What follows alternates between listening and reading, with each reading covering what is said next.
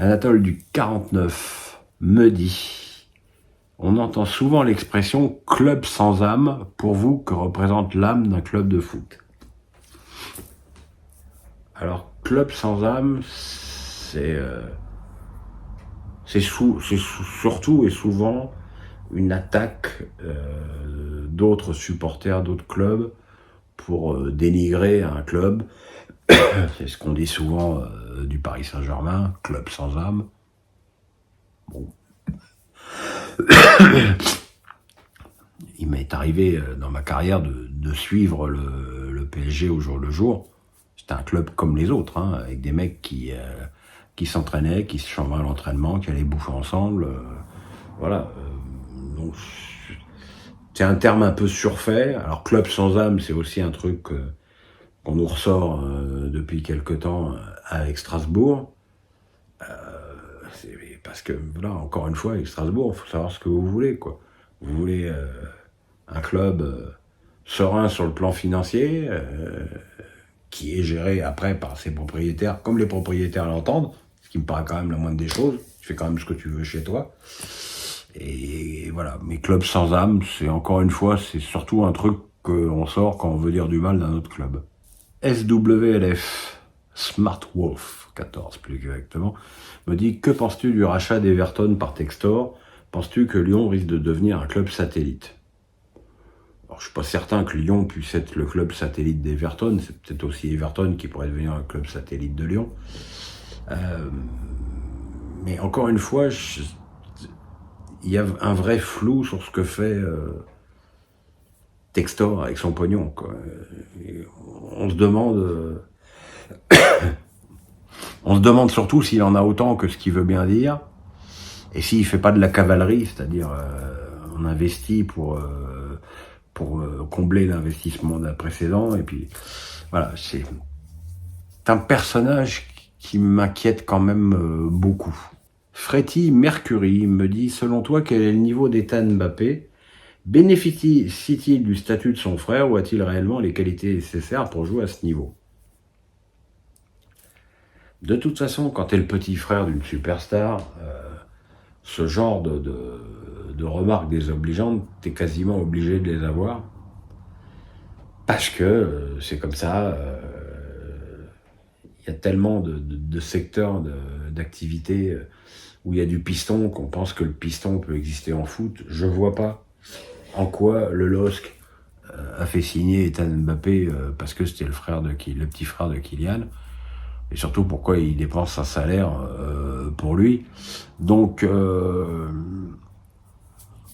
pour en revenir au joueur, je trouve qu'il est encore un petit peu léger physiquement, ce qui est un petit peu normal vu son âge, mais qu'il a une petite finesse technique pas inintéressante. Donc voilà, c'est un jeune qui a été recruté et qui frappe des bouts de match en espérant qu'il progresse sur le plan athlétique, et puis on verra. Mais je vois pas en quoi le fait d'être le petit frère de Mbappé l'empêcherait de jouer au foot et d'avoir son rêve. Lipeux Pierrick me dit: je me suis inscrit sur X pour poser des questions. Super. Je te suis depuis le CFC. Je me souviens d'un énorme fou rire sur la démarche de Balbuena qui avait été comparée à Tintin. Aurais-tu une autre situation de fou rire? Alors c'est vrai que c'est le plus beau fou rire de mon histoire au CFC.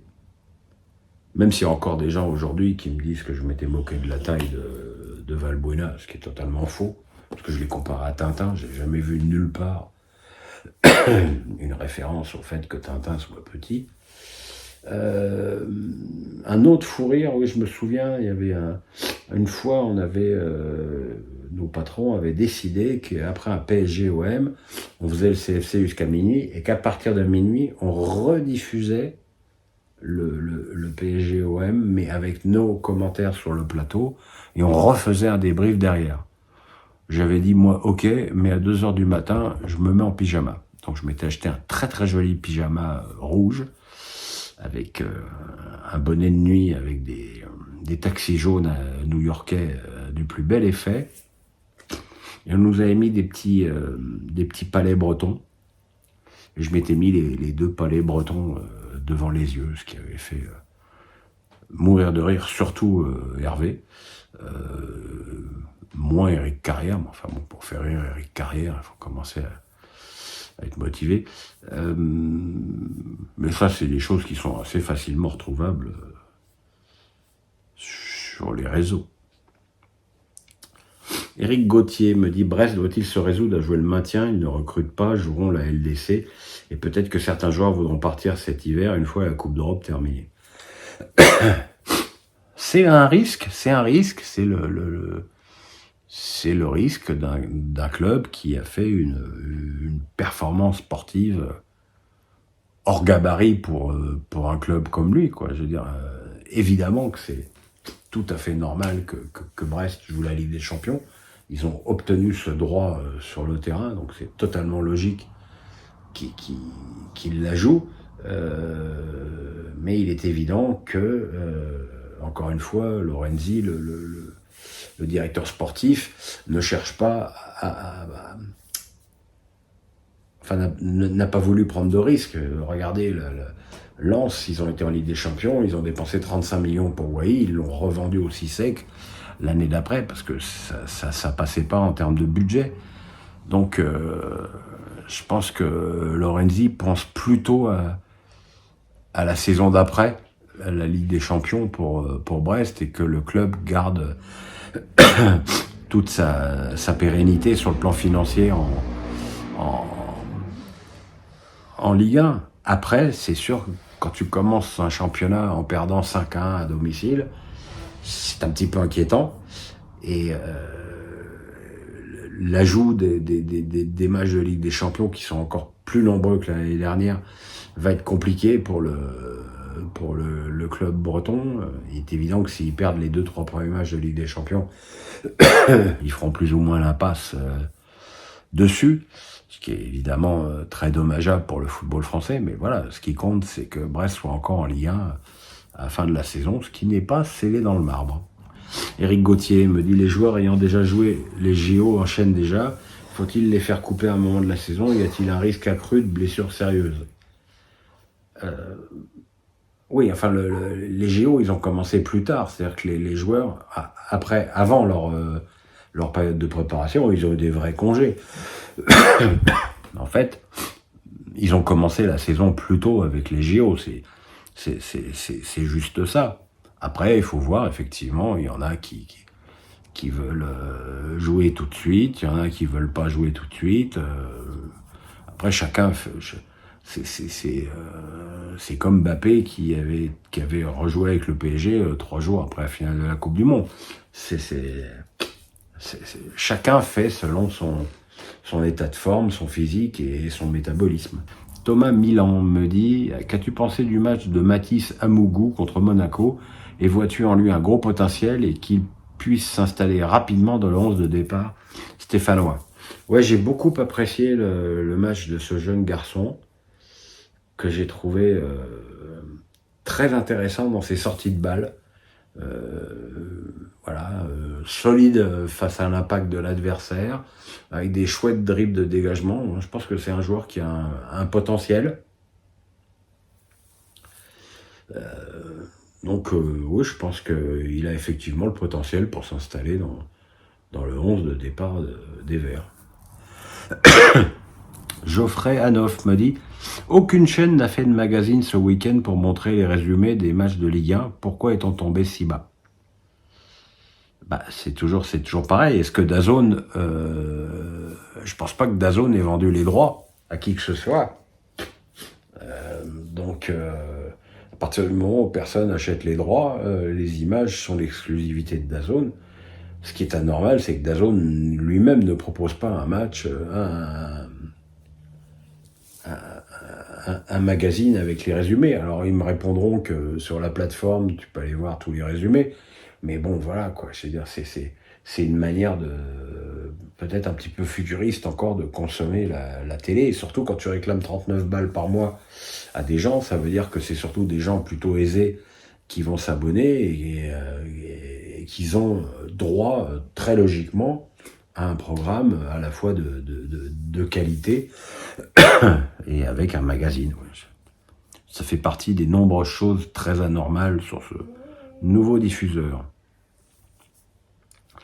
Alex Pénon me dit, tu es aujourd'hui épanoui à la Baule, moi qui n'y ai jamais mis les pieds, peux-tu nous décrire cette ville et ce qui t'y plaît tant? Qu'est-ce qui m'y plaît? Il y a deux la Baule. Il y a la Baule à l'intérieur des terres où tu as des maisons magnifiques, des rues calmes, avec des pins et tout. Et puis tu as le Remblai qui a été détruit par l'époque d'Olivier Guichard, qui était le maire de la Baule et un grand baron du pompidolisme. Et à l'époque, le nec plus ultra, c'était de faire des immeubles ultra modernes. Il suffit de voir la gueule de l'hôtel de ville de la Baule, qui est de peu plus inspiration vasareliesque. Donc, c'est vrai que le Remblai est assez moche.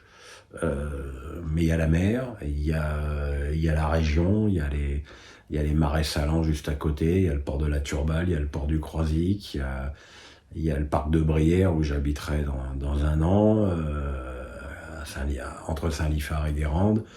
Et voilà, et c'est une ville où il est coutume de dire que la qualité de vie y est supérieure.